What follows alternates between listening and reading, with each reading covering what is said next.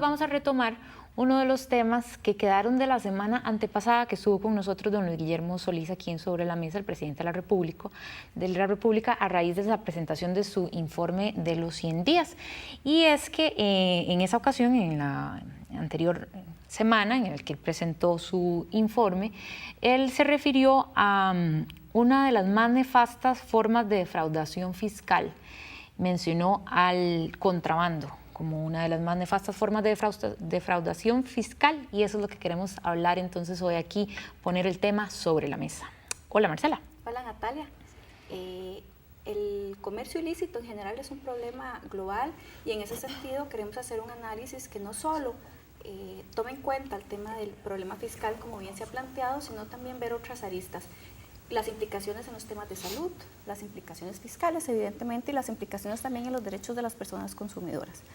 Para eso hoy contamos con la presencia de don Irving Malespín, director de la Policía Fiscal del Ministerio de Hacienda, don Rodrigo Urra, que es consultor en temas de comercio ilícito, don Gilberto Campos, vicepresidente de Consumidores de Costa Rica, y don Esteban Cerdas, médico de la Dirección de Regulación de Productos de Interés Sanitario del Ministerio de Salud.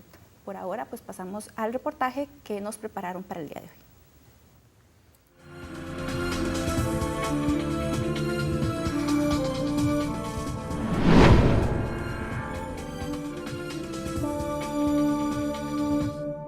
$16,000 unidades de licor, aparentemente de origen ilícitas, fueron decomisadas el pasado mes de mayo en Escazú por parte de la Policía de Control Fiscal del Ministerio de Hacienda. Esta es solo una muestra del gran negocio detrás del comercio de artículos que transitan y se negocian de forma ilícita por todo el país. Solamente en licores, los contrabandistas acaparan ya el 22% del mercado nacional, cifra muy superior al 8% que, en promedio, se registra en países vecinos, de acuerdo a un estudio realizado por la empresa Euromonitor Internacional en el 2013. Costa Rica se ubica entre los 5 primeros países de Latinoamérica con más licor de contrabando en sus mercados, según el mismo estudio. Este mercado negro esconde más que licor, pues otros productos como los cigarrillos, medicamentos, artículos de belleza y de cuidado personal, así como calzados, también afectan al comercio nacional. Durante el año anterior, en cigarrillos se incautaron poco más de 20 millones de unidades, 9 veces más que el año 2012. Solamente en lo que va de este año, ya se han decomisado 14 millones de cigarrillos, según números de la Policía de Control Fiscal. Ventas ambulantes o negocios ilícitos forman parte del mapa de este comercio ilegal. El desinterés o falta de información que tiene la población empeora este panorama. En el 2012, 5 de cada 10 costarricenses afirmó haber comprado algún producto ilegal, de acuerdo a la encuesta Contrabando en Costa Rica elaborada por Unimer. ¿Cómo está impactando el negocio del contrabando en la economía nacional? ¿Qué proponen autoridades para disminuir el problema? El análisis y la discusión esta semana en Sobre la Mesa.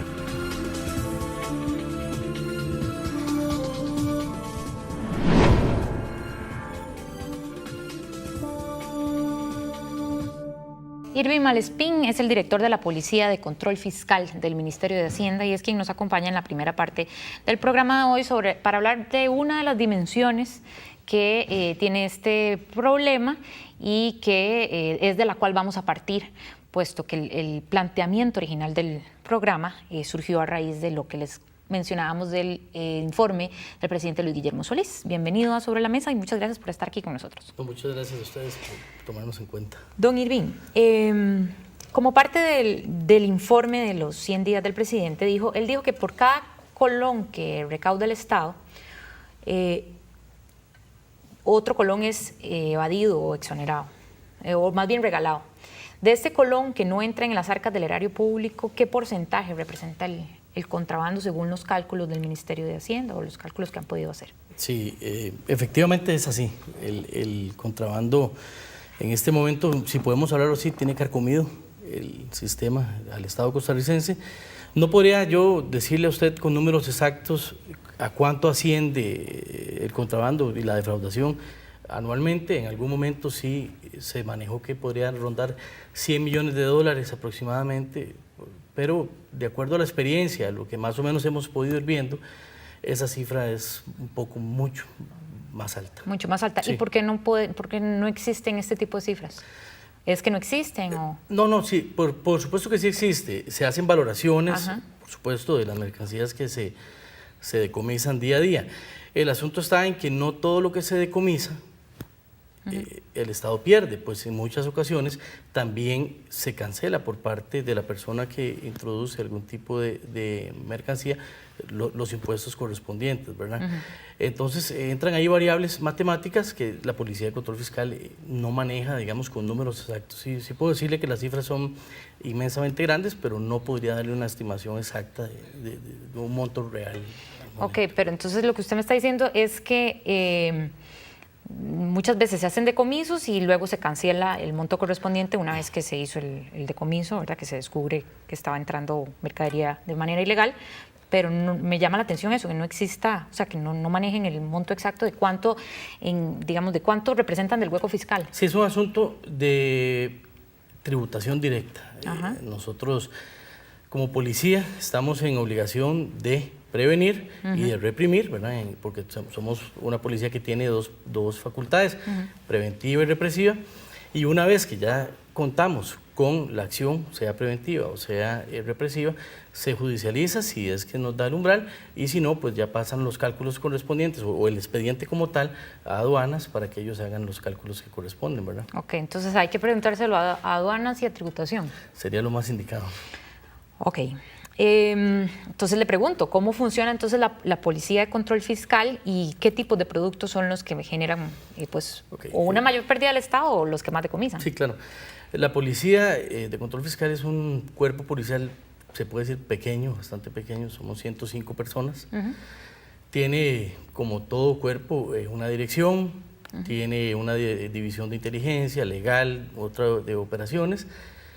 Trabajamos con alertas que pueden ser internacionales o que se generen de la propia oficina de inteligencia que tenemos.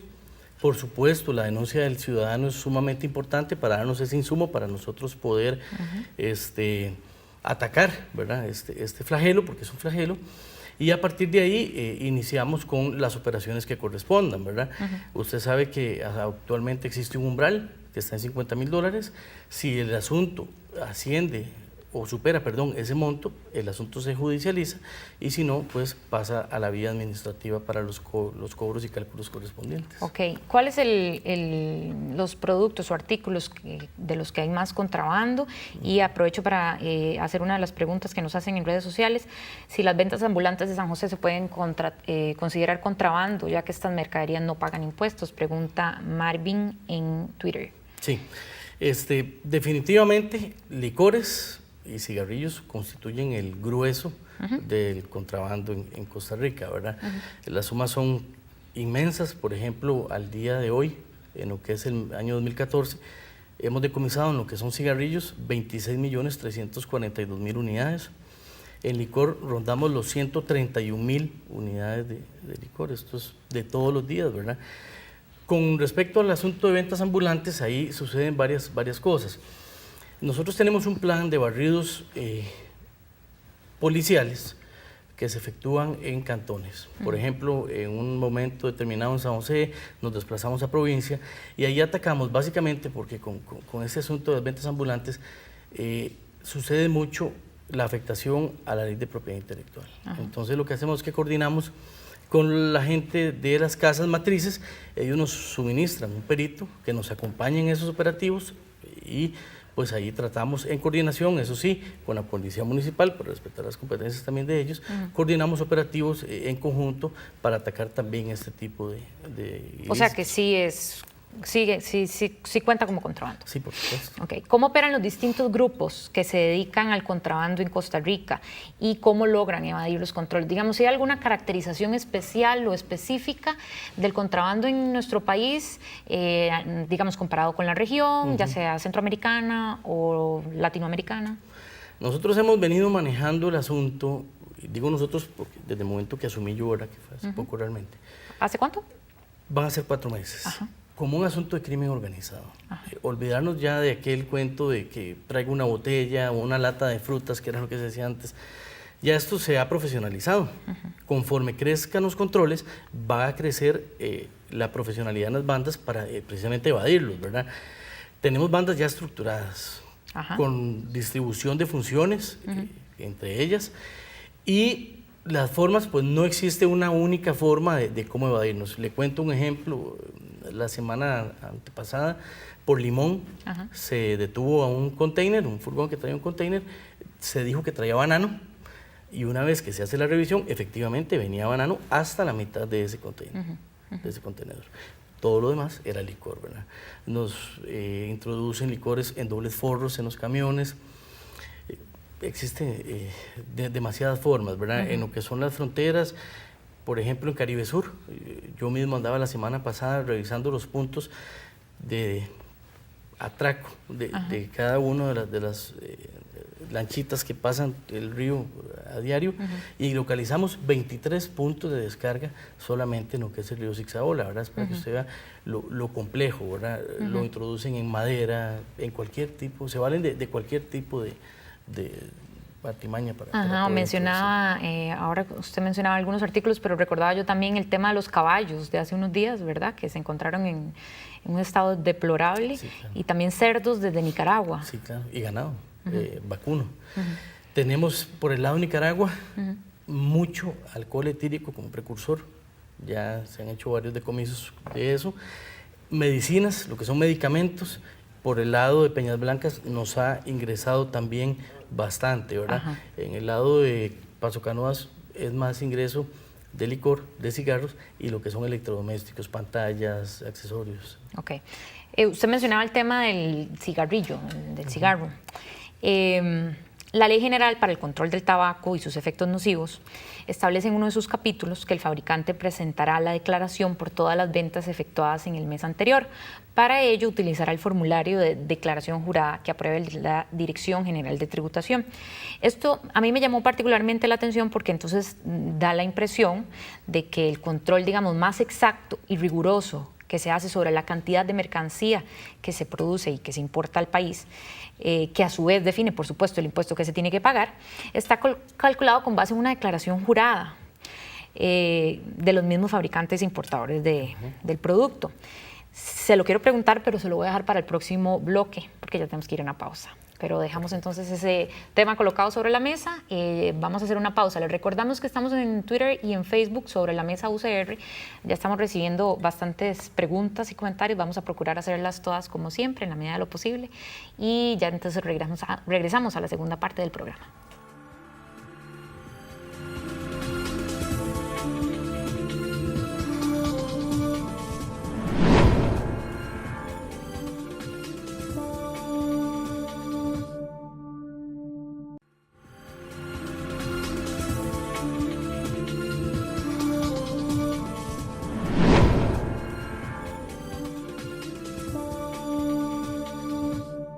Regresamos a Sobre la Mesa, estamos conversando sobre el tema del contrabando y nos acompaña Irving Malespín, director de la Policía de Control Fiscal del Ministerio de Hacienda.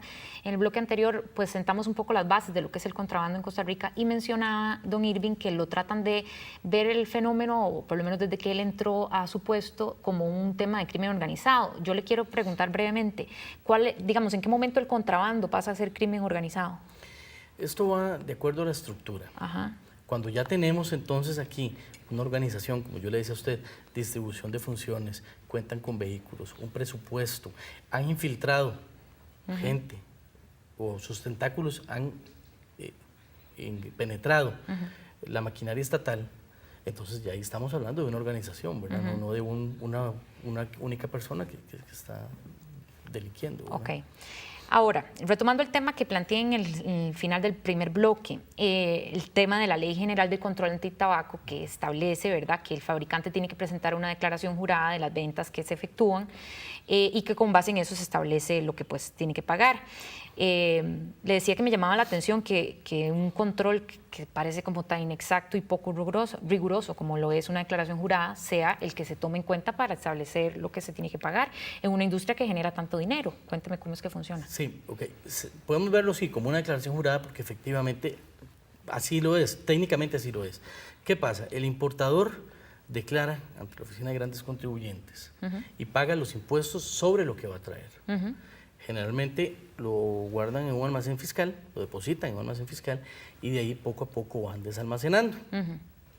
Mes a mes informan acerca de lo que se desalmacenó. ¿Qué es lo que hace la policía entonces? Cotejar que efectivamente lo que se declaró corresponde con lo que ellos están declarando que están desalmacenando mes a mes. Es un asunto de sumar y restar, de ¿verdad? desalmacenaje. Traje tanto, saqué tanto, debería entonces tener tanto, ¿verdad? Ese es el control que nosotros damos con respecto a los cigarros. Lo que también entendía, y se lo pregunto, es que la ley también contemplaba la autorización de implementar un sistema de control que se colocara directamente en los productos del tabaco y también que se pudiera aplicar, me imagino, para el tema de las bebidas alcohólicas. Datos que encontré por ahí estiman que la recaudación de impuestos aumentaría considerablemente si se implementaran de este tipo de medidas. ¿Por qué no se ha implementado? ¿Qué se ha planteado al respecto? En este momento sí, existen varias estudios que estamos haciendo. Hay efectivamente una posibilidad de introducir una etiqueta, que esa etiqueta sería única, como decir un famoso código de barras. Sin embargo, y me imagino que don Rodrigo posteriormente lo comentará, ya están clonándolo en otros países. Entonces, habría que tomar en cuenta si es... ¿Clonando la etiqueta? La etiqueta. Por más que se ha hablado de que es única, ya tenemos información certera de que ha sido clonada en otros países. Entonces, es como yo le decía a usted, por un lado, se trata de buscar los mecanismos para contener, pero por otro lado, están las otras personas viendo a ver de qué forma evaden estos controles. Ok. De las denuncias que sí llegan efectivamente al Ministerio Público por temas de evasión, de contrabando, perdón, ¿cuántas terminan en condena? Porque de pronto uno piensa que si hay tantos controles, pero bueno, ¿cuánto realmente estamos llegando a regular? Ok, aquí hay dos asuntos. Me imagino que usted tiene conocimiento, anteriormente, antes del 2013, el umbral establecido para esos delitos era de $5,000. A ese momento se tuvo en ese año, de 2011, 2012, antes de la reforma, un total de 20 condenas, 19 por procedimiento especial abreviado, que lo permite el Código Procesal Penal, y una por sentencia ordinaria ante un tribunal de juicio que declaró culpable a esa persona. Tenemos un total de 20. Actualmente, judicializados... ¿20 nada más? Eso me parece poquísimo. Sí, realmente es poco. ¿Y ahora? ¿Por qué? Es precisamente porque el delito como tal permite también otro tipo de salidas, ¿verdad? O sea que hay un problema de legislación. Es un asunto de sanción. El artículo prevé una pena de 3 a 5 años como prisión a la persona que se le encuentre culpable. ¿Esto qué permite? Que como son... Se apele y se baje No. Que se puedan aplicar medidas alternas al proceso. Entonces podríamos tener suspensión del proceso a prueba, conciliación, etcétera, ¿verdad? Posterior a que se hace la reforma de los $50,000, únicamente tenemos 3. Híjole.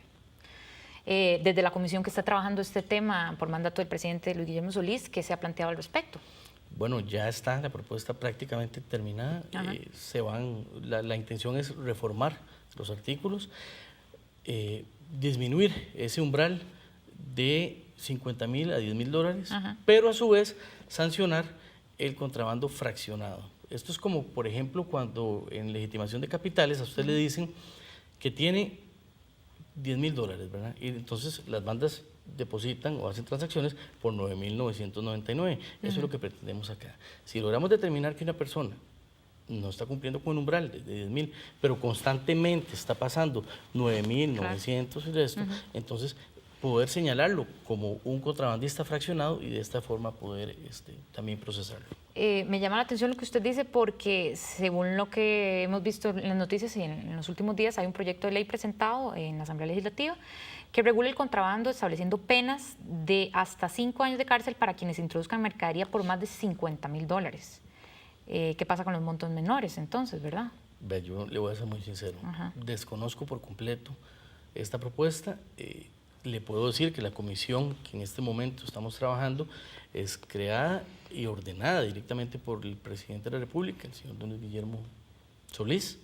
La preside en primera instancia don Welmer Arguedas, el señor ministro de Economía, y hay una subcomisión en la que también trabajamos, la que está formando esto precisamente, donde está el señor viceministro de Hacienda, don Fernando.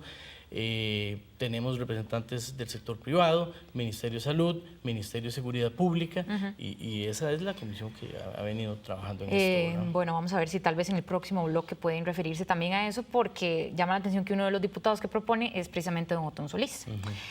Nos queda muy poco tiempo, pero no quisiera quedarme sin preguntarle, una política agresiva como las que ustedes pretenden implementar, necesita pues muchas plazas, recursos humanos, recursos técnicos a nivel de escáneres, puestos de control, modernización de las aduanas, que sé que es algo que no pasa directamente por ustedes, pero que es parte del tema. ¿Cómo calificaría usted el estado actual de su departamento? ¿Y qué les hace falta? ¿Lo presupuestaron en el presupuesto último que se presentó hace pocos días ante la Asamblea Legislativa? Sí, claro, como le indiqué al inicio, la policía es pequeña. Entonces, ¿qué hemos hecho? Hemos hecho alianzas. Pequeña en cuanto a todo, cantidad de personal, equipamiento, etcétera. ¿Qué hemos hecho? Alianzas. Gracias a la ayuda que nos ha prestado el Ministerio de Seguridad Pública, hemos hecho alianzas con ellos. ¿Es suficiente con las alianzas o con hace la falta más Dirección de presupuesto? Inteligencia, con la Policía de Fronteras, con la Policía de Control de Drogas? Todos juntos estamos en un operativo conjunto precisamente para trabajarlo como un asunto país, que es como debe verse, ¿verdad? En la parte presupuestaria, pues, por supuesto que necesitamos crecer, ¿verdad? Yo quisiera que... ¿En cuánto porcentaje más o menos tienen estimado? Si pudieron pedir, ¿verdad? Hablaría que por lo menos en el doble de lo que tenemos en este momento. Bueno. Muchas gracias, don Irving. Más adelante usted tiene derecho a réplica porque aquí este es el formato que utilizamos. Pero bueno, sin duda dejamos yo creo que un montón de temas colocados para que en el próximo bloque Marcela Piedra, mi compañera, converse con nuestros distinguidos invitados del día de hoy. Muchas gracias y entonces vamos a hacer una pausa. Sobre la mesa UCR en Facebook y Twitter les prometemos que vamos a tratar de hacer todas esas preguntas y comentarios en los próximos bloques. Ya regresamos.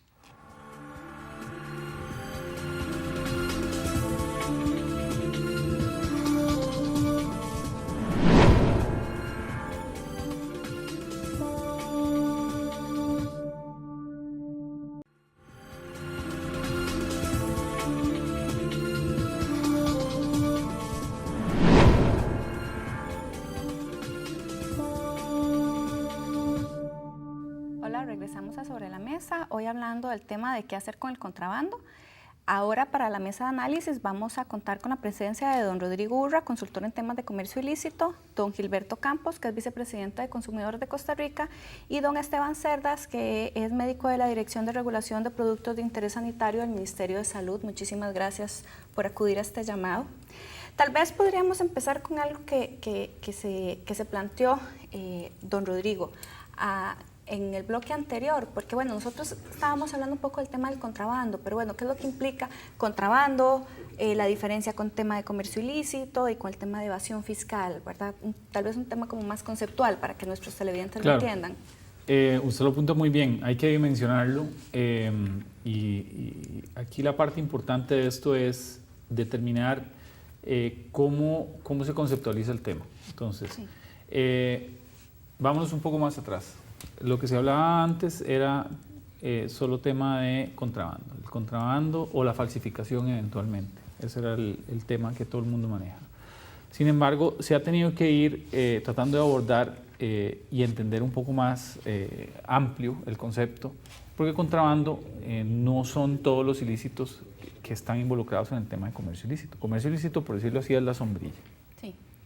Bajo la sombrilla, pues podemos tener temas de contrabando, falsificación, evasión fiscal, que puede ser uno de los temas, elusión, subfacturación, etcétera, etcétera. O sea, la verdad es que la cantidad de temas que pueden haber bajo las sombrillas pues son muchos. Para lograr potabilizar hacia el ciudadano en general, las autoridades y lo demás, pues teníamos que migrar de ese concepto de contrabando hacia un concepto de que todo el mundo entendiera que hay otros ilícitos involucrados en el tema, ¿verdad? Como estos que ya mencionamos. Dentro de estos, pues, estamos hablando también de que ya entra la figura del crimen organizado, ya lo mencionó el director de la Policía de Control Fiscal, pero a eso hemos ido, a tratar de que la persona, el ciudadano, la persona de gobierno, las instituciones, etcétera, empresa privada y lo demás, empieza a manejar un concepto mucho más amplio de qué estamos hablando con el crimen organizado, ¿verdad? Y comercio ilícito. Don Esteban, desde el punto de vista de la salud, ¿cómo podríamos dimensionar el problema, verdad? Bueno, Marcela, la Organización Mundial de la Salud ha estimado que el problema de la falsificación de productos de interés sanitario es aún más grande que el problema que existe con el comercio de drogas ilícitas. Todo lo que es falsificación, comercio ilícito puede traer problemas muy serios a la salud pública costarricense y esto preocupa a las autoridades de salud y más que preocuparlas, las ocupa. Sí, Gilberto, nos hacen una pregunta que está un poco relacionada con lo que se hablaba en la entrevista, en el sentido de que, bueno, existen diferentes espacios como el servicio de casilleros en Miami, como, ¿verdad?, la traída de vehículos desde Estados Unidos que se han reportado como chatarra y aquí son otra cosa, ¿verdad? En ese sentido, desde el punto de vista de los derechos de los consumidores, ¿verdad?, el que yo pueda traer, no sé, un medicamento o algún elemento, ¿verdad?, de mi casillero en Miami, ¿qué implicaciones tendría? O aquí plantearíamos un tema de regulación. Bueno, vamos a ver, hay que tratar de separar un poco las cosas, ¿verdad? Una cosa es el comercio que viene a través de couriers o de casilleros que se pueden encontrar en otros países, ¿verdad? En los cuales hay regulación sobre eso y donde la gente, una vez que ingresa al país, tiene que pagar los impuestos para lo que sea que traiga, en donde el Estado ha venido tratando de ejercer unas políticas más agresivas respecto de este control, de este tipo de comercio. Y otra cosa es, digamos, por ejemplo, el contrabando hormiga que la gente hace cuando viene de viaje, ¿verdad? Por ejemplo, la gente se va de viaje y trae una maleta repleta de perfumes, la gente se va de viaje y trae una maleta repleta de ropa, no paga impuestos sobre eso y se dedica a comerciar ese tipo de productos. Esto es distinto, ¿verdad?, a pensar en la otra dimensión de este asunto que tiene que ver con lo que comentaban hace un momento, con la falsificación de productos y principalmente con aquellos productos que tienen que ver para el consumo, que son para el consumo humano, es decir, con aquellos que tienen que ver con alimentos, con aquellos que tienen que ver con medicamentos, con aquellos que tienen que ver incluso con algunos productos que la gente echa mano para, qué sé yo, para amarrar el amor de su vida o para tratar de buscar alguna situación exitosa con dinero o alguna cosa. Es decir, vamos a ver, todas estas cosas que ingresan al país de manera ilegal, que no son reportadas, que ingresan por camiones, por botes, por cabotaje o por tierra o por cualquier otro lugar. Es decir, aquí tenemos un problema sustancial. Por eso le decía que es un poco distinto. Sí. Vamos a ver, cuando hablamos del tema de casilleros, estamos hablando de que hay que entrar en una dimensión de comercio también electrónico, ¿verdad?, que tiene otro tipo de regulaciones, que tiene otro tipo de condiciones y sobre los cuales desgraciadamente los consumidores en Costa Rica poco a poco van aprendiendo. Y eso quiere decir que no hay consumidores necesariamente expertos. Vamos a ver, hay gente que está acostumbrada a comprar y se va convirtiendo en expertos en esto, ¿verdad? Pero digamos, vamos a ver, las empresas han asumido expertise, no necesariamente el consumidor. El consumidor tiene que empezar por aprender cómo, cuánto, dónde, la ruta y demás para poder acceder a este tipo de servicios. Ya. Don Rodrigo, ¿se han identificado como cuáles son los principales impulsores de este comercio ilícito? ¿Qué es lo que hace que las personas ¿verdad?, apliquen este tipo de estrategias para el contrabando, para la evasión, etcétera? Claro. desde el punto de vista del consumidor, como ya lo apuntaba el colega, una de las cosas que motiva el impulso a esto y la práctica es básicamente el precio. O sea, ahí es la posibilidad y la presión, digamos, social que existe por yo querer tener específicamente una marca de zapatillas, de tenis, de camisetas, de ropa, etc. Pero es el precio. Conversábamos por ahí sobre el tema de los mercadólogos abordan la teoría de que el consumidor pues, es un consumidor de marcas, ¿verdad? Específicas.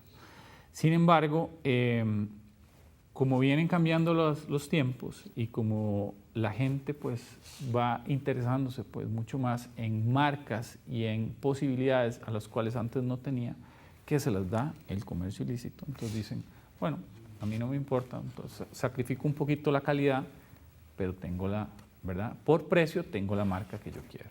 Entonces acceden a una gama de productos que antes eran restrictivos para ellos y que este comercio ilícito, si lo podemos abordar en temas, por ejemplo, de consumo específicamente, ropa, ¿verdad?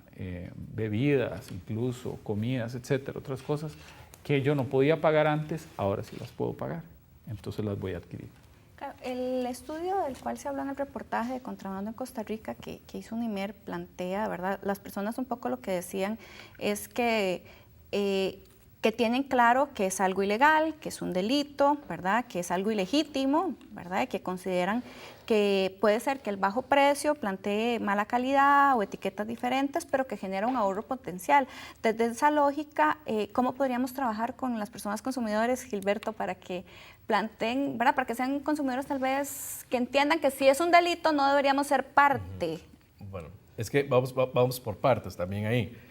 Como decía el compañero de la mesa, aquí el tema es precio y acceso y estatus. Vamos a ver, ¿por qué estatus? Porque aquella persona que no tiene capacidad para comprarse un whisky, por ejemplo, en el mercado formal, en donde una botella le puede costar de 30,000 colones para arriba, en el mercado informal le puede costar de 10,000 colones para abajo o 15,000 colones. Y ahí está tomando whisky, ¿verdad? Pasa lo mismo con muchos otros productos, alimenticios, por ejemplo, temas de atunes que ingresan al país, que han sido detectados, que no tienen registro sanitario, que nadie sabe cómo entró, por cuál frontera, si por cuál contenedor o por cualquier otro mecanismo, ¿verdad?, de ingreso al país. Esto es un tema que desgraciadamente se nutre de un asunto cultural.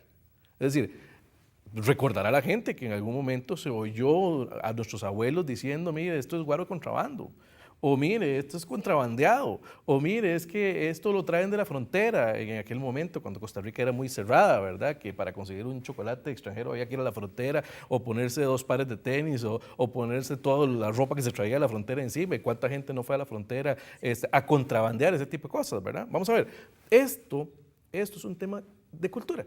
Y cuando usted encuentra en el mercado, por ejemplo, una gran cantidad de películas pirateadas, una gran cantidad de programas de computadora pirateados, una gran cantidad de este tipo de artículos que son caros, ¿verdad? Y que la gente busca estos productos contrabandeados, ingresados al país de manera ilegal, o creados aquí en Costa Rica, justamente para nutrir un mercado absolutamente delictivo, y estamos haciéndonos socios todos de eso. Claro. Estamos siendo cómplices de eso. En la misma encuesta se plantea, ¿verdad? Se les pregunta si tiene PlayStation, si es con chip o sin chip, ¿verdad? Porque si tiene chip, entonces puedo utilizar juegos contrabandeados. Pero bueno, ahí estamos hablando de bienes de consumo que no tendrían como implicaciones tan fuertes en la salud, ¿verdad? Pero ¿cuáles son, digamos, los principales problemas de esos productos que tienen que ver ya directamente con mi salud, con las implicaciones que podrían generarme, don Esteban? El problema está cuando vemos este tipo de acciones en productos de interés sanitario. Y cuando hablamos de productos de interés sanitario hacemos referencia a medicamentos, alimentos, cosméticos, productos naturales, equipo y material biomédico, dispositivos, todos los aparatos que se usan en medicina. Estamos haciendo referencia a todo eso, alcohol, tabaco. El problema es cuando la gente empieza a traer estos productos al país y ven un portillo y ahí es donde se abre la posibilidad para traer productos falsificados, que estos por sí solos ya pueden causar un daño a la salud. Daños a la salud como los que ya hemos visto, por ejemplo, hace más de como 4 años, en Panamá murieron más de 200 personas a causa de el consumo de un jarabe que logró ingresar a través de los canales legales a la seguridad social. Este jarabe era para la tos, fue elaborado con dietilenglicol, un químico tóxico. La gente lo consumió, empezaron a llegar los pacientes a emergencias del hospital con problemas gastrointestinales, a los días o a las horas fallecían. Llegó la lista casi a 200 personas y cuando realizaron un estudio epidemiológico se dieron cuenta que logró ingresar este medicamento falsificado a la seguridad social. Sí, ahí es todavía más grave porque no es solo que yo lo compro en cualquier lugar, es que además logra, ¿verdad?, entrar en el sistema. Hay un consumo alto en el país, medio, bajo, no sé, de productos, no sé, médicos. Sí, hemos detectado, claro que sí. Aquí, por ejemplo, tenemos algunos ejemplos que son de operativos que hemos realizado, operativos interinstitucionales, donde vemos desde los más sencillos hasta los más elaborados, cómo empiezan desde un simple jabón hasta antibióticos inyectables que realmente son de impactarse, de preocuparse y de tratar de unir esfuerzos para realizar estrategias unidas, ¿verdad?, como país. Tal vez quedamos con esta idea para poder regresar y ver exactamente cuáles son los productos que más se están consumiendo en el país desde este lugar, ¿verdad? Vamos a una pausa y ya regresamos a Sobre la Mesa.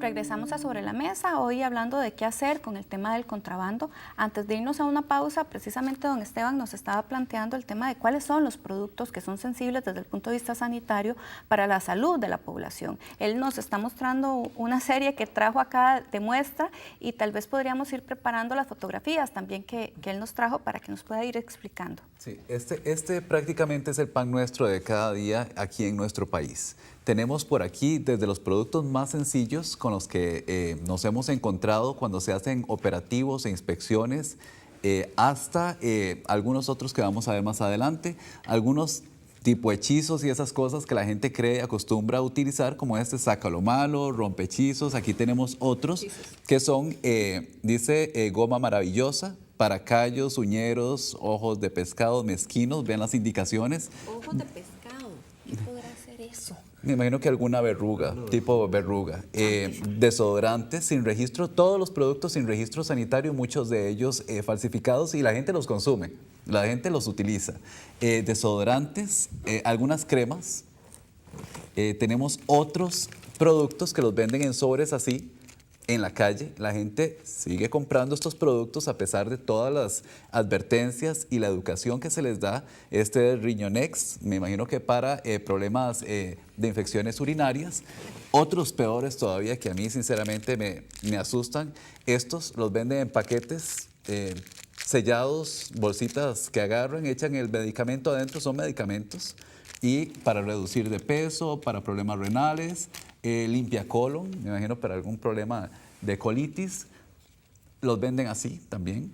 Tenemos productos ya más reconocidos, copias como este, que es un complejo vitamínico del complejo B, el líquido, que mucha gente también se los echa a las bebidas.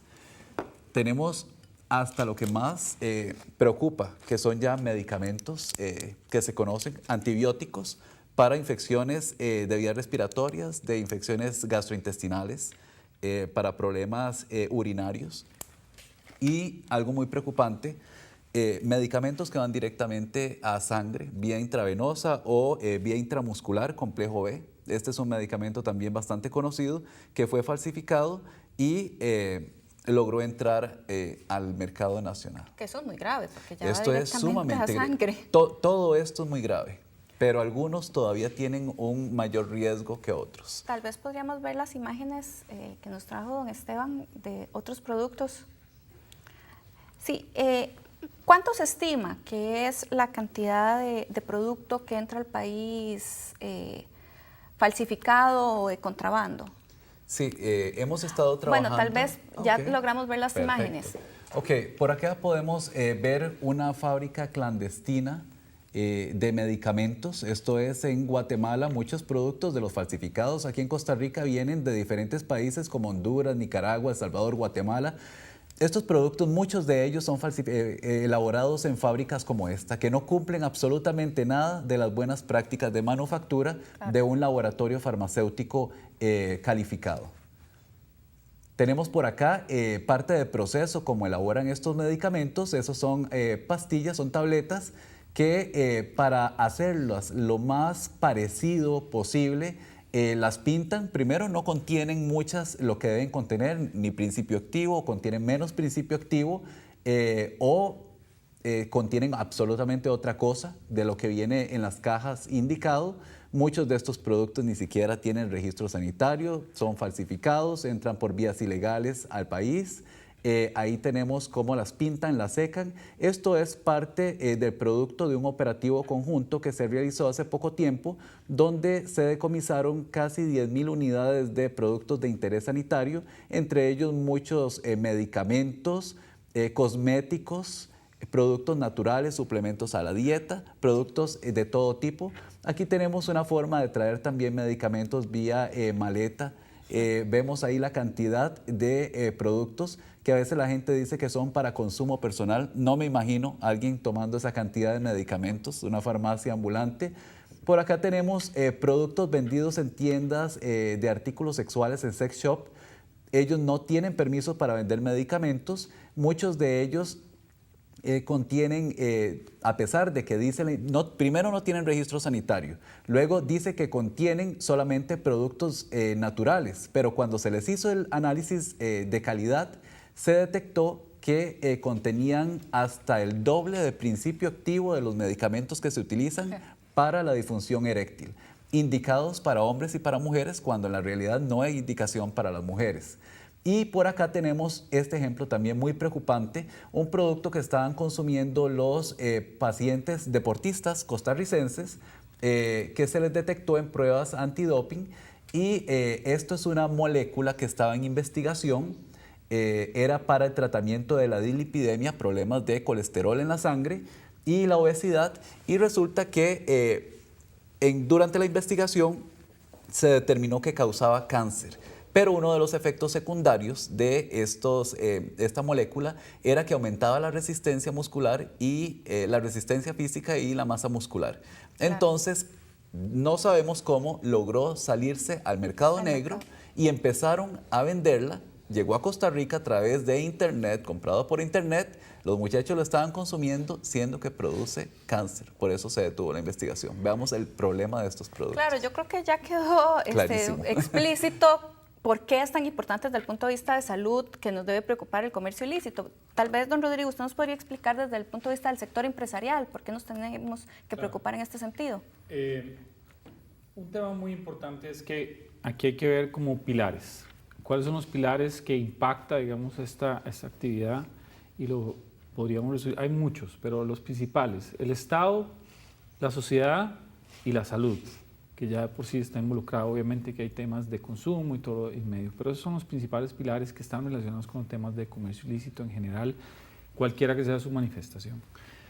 Pero en tema del abordaje de la empresa privada, o sea, por supuesto que impacta. La empresa privada, uno, tiene que estar presente y es un socio estratégico del Estado, de la sociedad, del consumidor, en este caso, en todo lo que está pasando con el tema de comercio ilícito. ¿Por qué? Porque es la misma empresa privada la que conoce sus productos, es la misma empresa privada la que sabe las características de lo que tiene puesto en el mercado y por consiguiente sabe lo que no debería estar en el mercado. Entonces, nosotros en temas de coadyuvancia con el gobierno y todas las instituciones, en realidad nos hemos convertido pues en eso, en un compañero de camino para efectos de decirle, bueno, nosotros también somos una fuente de consulta que ustedes pueden acceder a nosotros y tenemos, como socios que somos en esto, que ir de la mano para ir trabajando los temas de control de mercado, ¿verdad? De falsificaciones, de contrabando, de mayor ingreso para las arcas del gobierno. Hay un tema que aquí afecta directamente y es el tema de los empleos. Claro. El comercio ilícito es un golpe directo a temas de competencia desleal. O sea, y es algo que obviamente afecta la competitividad de las empresas, afecta los empleos, afecta a aquellas empresas que tienen las cargas sociales y que tienen, por supuesto, que cumplen con todo el espectro de la ley en términos de funcionar en el mercado local. Pues todas estas estructuras paralelas, ilícitas, que funcionan para tratar de comercializar sus productos, pues no cuentan con nada de eso. Entonces, al final de cuentas, la empresa privada tiene que participar en esto. Yo le diría que los esfuerzos que se han estado realizando ya desde el año pasado, sobre todo con el tema de dinamizar por medio de decreto el tema de trabajo, por medio de comisiones y de lo que se está trabajando interinstitucionalmente, como lo manifestó el doctor, es la clave de lo que está pasando hoy día que no pasaba antes, porque son las instituciones que hacen un muy buen trabajo. Ya lo manifestó el trabajo excelente que está haciendo el director de la Policía de Control Fiscal con su equipo, el doctor en el Ministerio de Salud y otras instituciones que también están relacionadas, pero no había un amalgamamiento del trabajo que ellos realizaban en el pasado y cada uno funcionaba y también la empresa privada funcionaba como islas, cada cual haciendo lo Entonces, suyo, cada uno y hacía no había un una montón conexión. y mucho esfuerzo, e incluso metían presupuesto en tratar de, ¿verdad?, lograr tener inteligencia sobre esto, sobre el otro, pero nadie se hablaba. Hoy día esa dinámica ha cambiado y lo que se está trabajando es, no, trabajemos juntos. Ustedes hacen su parte, ustedes también, Fuerza Pública, Ministerio de Salud, todo el mundo, pero estamos trabajando en conjunto y esa es la clave. Don Gilberto, ¿qué más podemos hacer? Vamos a ver. Estos mercados ilegales se nutren principalmente de dos cosas. Uno, ignorancia de la gente que lo compra, desgraciadamente, que cree que este tipo de productos le van a resolver una necesidad fisiológica o médica o amorosa o cualquier otra cosa, ¿verdad? Sí. Pero también tiene que ver con una necesidad de una acción fuerte y decidida, y no voy a decir del Estado, de los consumidores, También. para no caer en este tipo de productos que pueden lesionar su integridad. Si los consumidores asumen conciencia de que en lugar de buscar este tipo de productos que verdaderamente no saben de dónde vienen, no saben para qué los hicieron, no saben bajo qué condiciones los hicieron y tampoco saben qué efecto van a tener, más el que está crédulamente leyendo una etiqueta hechiza, ¿verdad? Además. Sencillamente vamos a tener un mercado en crecimiento y prolífico. Verdaderamente, el consumidor es el primer eslabón de responsabilidad en esto, porque a final de cuentas el consumidor es el que lo compra. Es decir, puede haber cadenas de contrabando, pueden haber empresarios inescrupulosos, puede haber una acción decidida del Estado, pero a final de cuentas el consumidor es el que tiene el poder de decidir si lo compra o no. Sí, claro. Y verdaderamente aquí la responsabilidad del consumidor es fundamental. ¿Qué queda? Que el Estado, ahí sí, voy a la otra parte, continúe ejerciendo una función estricta de regulación, de control, de fiscalización y que verdaderamente el consumidor se sienta protegido ante esta gran cantidad de productos que están en este momento detenidos. Sí. Tal vez, don Esteban, así en 20 segundos, usted me contaba que hay una comisión que está trabajando el tema. ¿Cuál es la comisión y quiénes la integran? Desde el Ministerio de Salud también hay una comisión, la Comisión Nacional de Prevención y Lucha contra los Productos de Interés Sanitario Falsificados e Ilícitos, una comisión de carácter interinstitucional e intersectorial conformada por más de 20 instituciones y organizaciones, ambos sectores, y está trabajando en estrategias para combatir y prevenir todo el comercio ilícito, la falsificación y todos los problemas que tienen que ver con estas actividades. Bueno, muchísimas gracias por habernos acompañado. Efectivamente, el tema de hoy era mucho más grande del tema del contrabando, tenemos que hablar del tema del comercio ilícito y por eso era que queríamos abarcar no solo el tema fiscal, que es algo que normalmente es lo que hablamos cuando hablamos del tema de este tipo de problemas, sino que queríamos abarcar el tema del problema de salud, el tema del problema de los consumidores y hasta del mismo sector empresarial y cómo todo esto afecta a nuestra economía. Les damos las gracias por habernos acompañado el día de hoy y les esperamos la próxima semana con un tema de interés nacional.